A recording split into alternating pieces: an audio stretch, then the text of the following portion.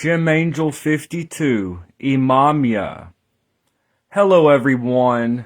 Thank you for joining me today. This is Taliesin McKnight, and we continue with our Shem Angel series. So, one by one, we've been working through, and many of you have been doing the work of working with the 72 angels of the Shem HaMephoresh. These are very powerful spirits that are worked with in the grimoire tradition. The 72 Shem angels. So we've made it all the way around to Shem Angel 52, Imamia. Now, as usual, we work through the classical material and we make comparisons, so that we could have a traditional understanding of the Shem angels. So instead of just reading modern books, we're kind of looking at where this stuff comes from. So Imamia, in Hebrew, this is Ayin, Mim, Yud, He, Imamia. And throughout the literature, the letter Ayin here, which in Hebrew, depending on vowel markings, the letter Ayin could make the letter E sound. And we see in Agrippa, this is spelled with an I in Latin or English letters, Imamia. It's in Agrippa, in the Divine Kabbalah, Science of Kabbalah. Dr. Rudd is really, he's a little different. He spells a little different, Dr. Rudd. But Imamia is generally the way that it's spelled, and usually we follow Cornelius Agrippa in his Latin or English spelling. Hi, Sarah. How are you doing? Sarah says, been looking forward to this one. Well, I'm so glad. So Imamia governs 15 to 20 degrees of Sagittarius. And that's where the sun currently is in the tropical zodiac, Imamia. So this spirit is actually pretty interesting. The divine attribute is pretty interesting. The divine attribute, Athanasius Kircher. So we go through the literature. Agrippa gives us the name. And Agrippa tells us that the 72 Shem angels follow the quinries of the zodiac, which over the centuries, throughout the tradition, this has been seen as beginning in Aries. The Hermetic Order of the Golden Dawn in modern lodge magic changed it up a little bit, beginning in Leo. But we follow the classical tradition here. Imamia governs 15 to 20 degrees of Aries. So that's going with, we have Agrippa, De Arte Kabbalistica, talks about the Shem angels in general, published in 1517. So that's the 16th century material. Agrippa and Johann Reuchlin's De Arte Kabbalistica gives us this psalm verse. A century later, Athanasius Kircher's Oedipus Aegyptiacus, published in 1654, adds a divine attribute.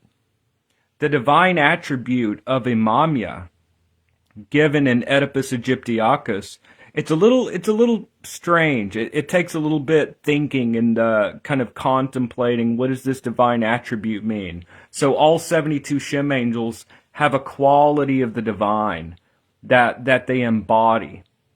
And understanding the quality of the divine that the angel embodies really helps us to get to the essence of the angel, as much as our minds can grasp, as much as we are reaching upward with our intellect and our heart, trying to understand these angels. The Latin is Deus Caligine Rectus. Now, I translate that as God the just darkness. So rectus means upright, or righteous, or just. And caligine in Latin means darkness, but it could also mean fog or obscurity or hiddenness. So the divine attribute of this angel is like the just or upright hiddenness, or the hidden righteousness, right? So it gives us something to contemplate here. So where it says darkness here, it could also mean fog or obscurity or hiddenness. So the divine attribute of this angel, given in Oedipus Egyptiacus, published in 1654, is God the just darkness, or the upright darkness, or fog or obscurity, or you could say the hidden righteousness. So that takes a little bit of kind of figuring out. Maybe not so much with our intellect. Our intellect helps us to point upwards towards the divine. The intellect and the art, the intellect and the heart are like wings. They carry us upwards in our ascent towards these entities. So, as I said, in the 16th century, you understand the name of the angel, the way it should be spelt or pronounced, Imamia. You understand that it's the quinaries of the zodiac, 15 to 20 degrees of Sagittarius. In the 1600s, we understand this divine attribute, God the just darkness. And the Psalm verse, which has been associated since the earliest literature, is Psalm 7, verse 17, in the Masoretic numbering. I will praise the Lord according to his righteousness. Now, that you remember, the divine attribute is the hidden righteousness, or the just darkness, or the just obscurity. So maybe this is just given just a quick kind of interpretation. We shouldn't stop there, but you understand the darkness or the obscurity or the fog or the hiddenness. Like, we cannot necessarily, this is just one interpretation, we can't necessarily grasp God with our minds. It's something that is timeless and eternal, something that's beyond a human reason to a degree. So that's how I personally kind of see darkness or fog or obscurity or hiddenness. But we know that there is a justice there, a righteousness, and a brightness. And righteousness has to do with giving to each his or her own, harmony, proportion. So although the hand is hidden, we see that there is an uprightness there. There's a goodness there. Okay.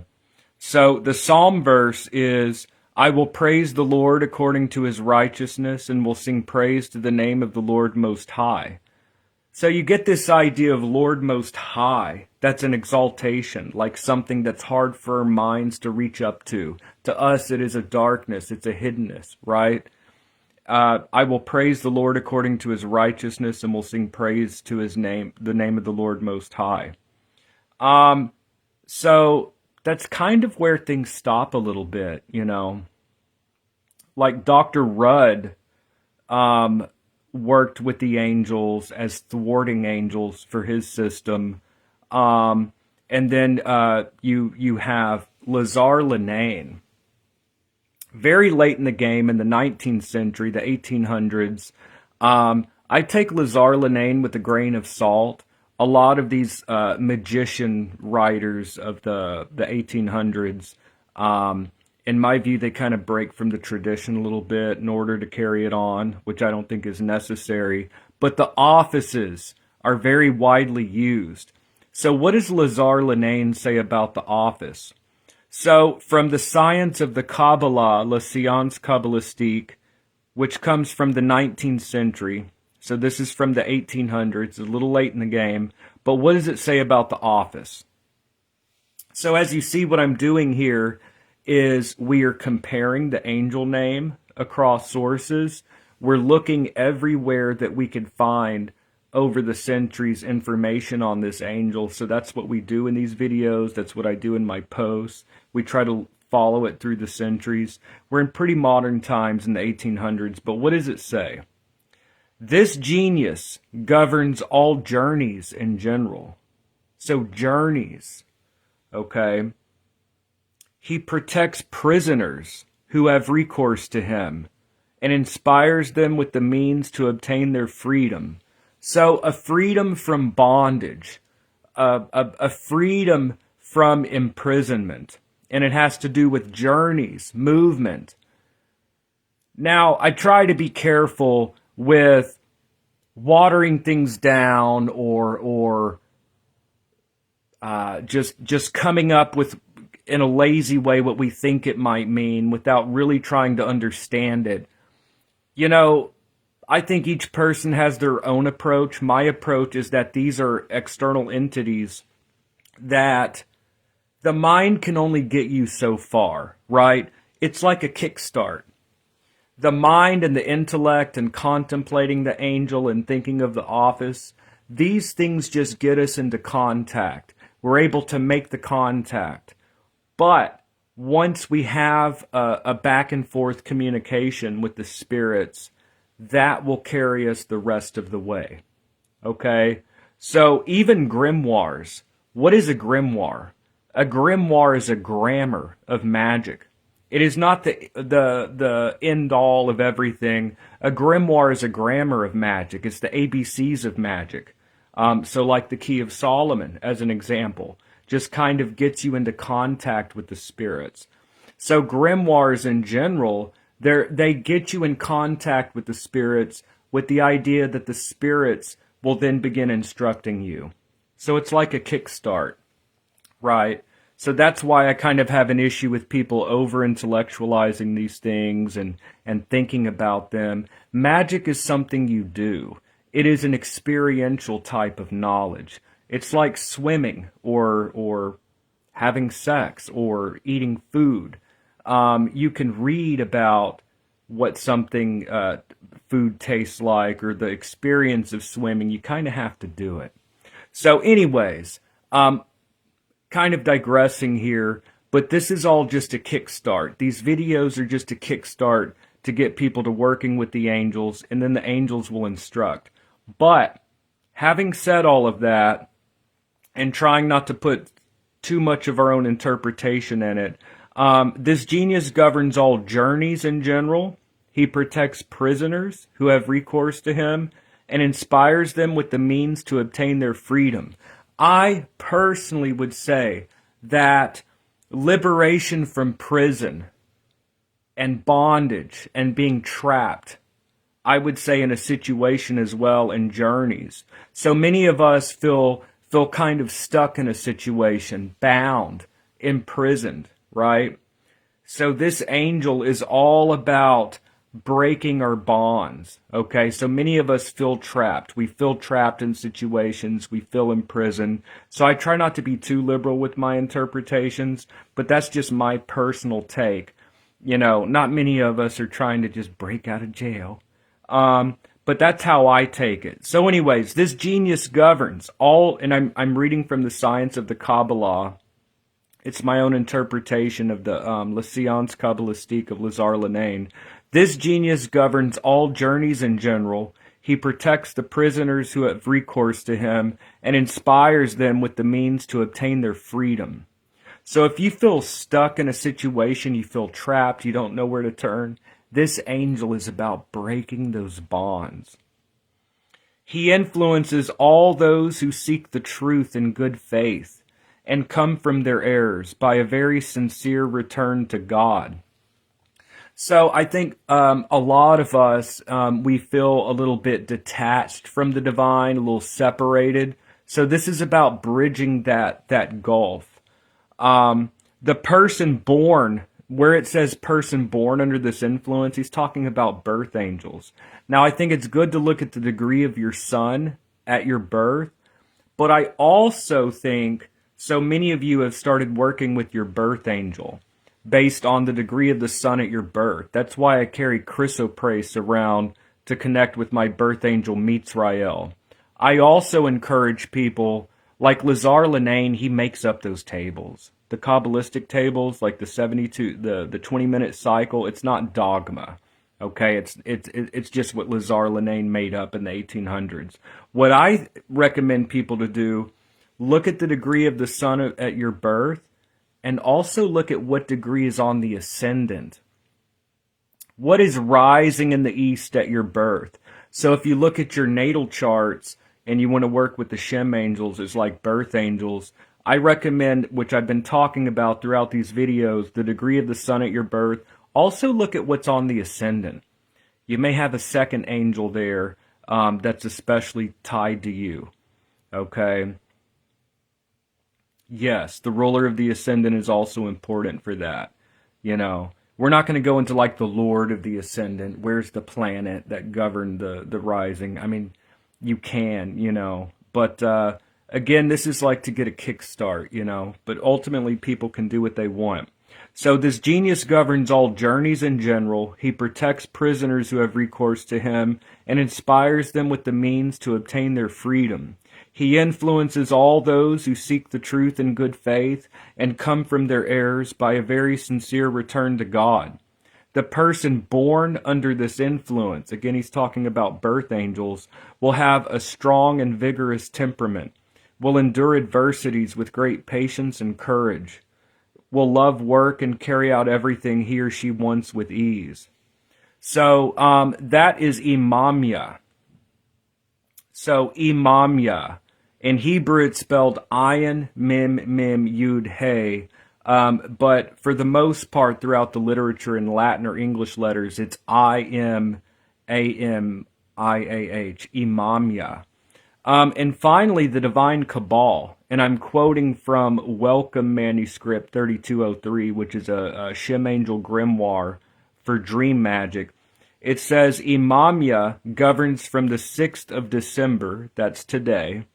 Imamia governs from the 6th of December to the 10th inclusively.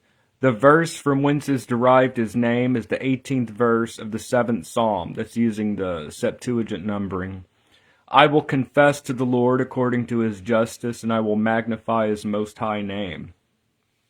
So putting all of this together, this is a technology. We have the Psalm verse. We have the divine attribute. We have the name of the angel. We have the sigil that we can use. Not everyone uses the sigil. Dr. Rudd, even, he just put the name in Hebrew with the Psalm verse. So making a Shem angel pentacle. So there are different ways to do this. There are multiple ways to working with the angels, whether it's using a scrying crystal or using astral projection techniques or just the method of prayer, the method of contemplation. So these are all ways to work with the Shem angels. Hi, Gypsy. How are you doing today? It's so great to see you here. It's always great to see you on my videos. So anyways, that is Imamia. Once again, governs 15 to 20 degrees of Sagittarius. It's from the choir of principalities. That's coming from Athanasius Kircher's Oedipus Aegyptiacus of 1654. The divine attribute, the Latin is Deus Caligine Rectus, which means something like the God, the just darkness. I say something like, because Caligine could mean obscurity, darkness, fog, hiddenness, but God, the just darkness, and an idea that it's like hidden. Once again, the Psalm verse, Psalm 7, verse 17 in the Masoretic text, I will praise the Lord according to his righteousness and will sing praise to the name of the Lord Most High. And once again, I'll read through the divine attribute. This genius governs all journeys in general. He protects prisoners who have recourse to him and inspires them with the means to obtain their freedom. He influences all those who seek the truth in good faith and come from their errors by a very sincere return to God. The person born under this influence will have a strong and vigorous temperament, will endure adversities with great patience and courage, will love work and carry out everything he or she wants with ease. And then the Divine Cabal, Welcome Manuscript 3203, says Imamia governs from the 6th of December to the 10th inclusively. The verse from whence is derived his name is the 18th verse of the 7th Psalm. That's using the Septuagint numbering. I will confess to the Lord according to his justice. I will magnify his most high name. So working through the sources, there's really not a whole lot of written sources. But again, it's just about getting a kickstart. The Shem angels are not something to just read about. It's about an experiential type of knowledge. These are entities that we're meant to talk to and kind of have a direct encounter, which may come in the form of visions. It may come in the form of communicating through scrying crystals. Pay attention to dreams just in general. I would look at your dreams when you're doing this stuff.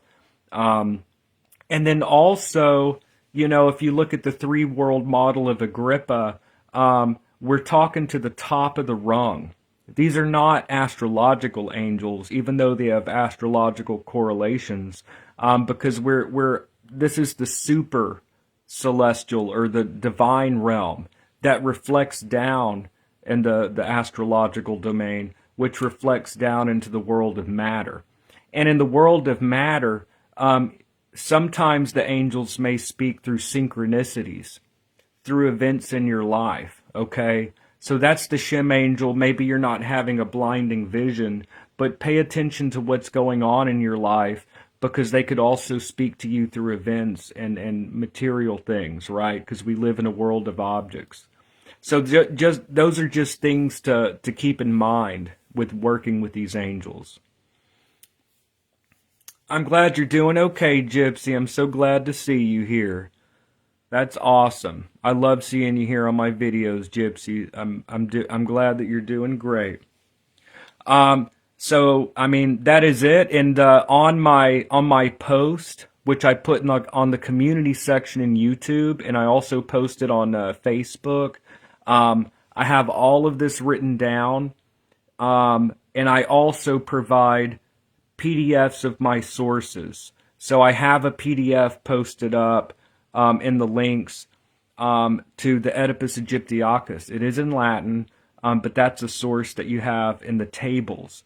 I have sources to Le Science Kabbalistique. I posted a copy. It's in cursive, but it's the Divine Cabal. So I have all of the sources for everything in this video. So you're not just reading Shem angel cards that someone came up with, or you're not just reading the science of the Kabbalah. You have multiple sources through the centuries where you're able to check the information, which I highly recommend.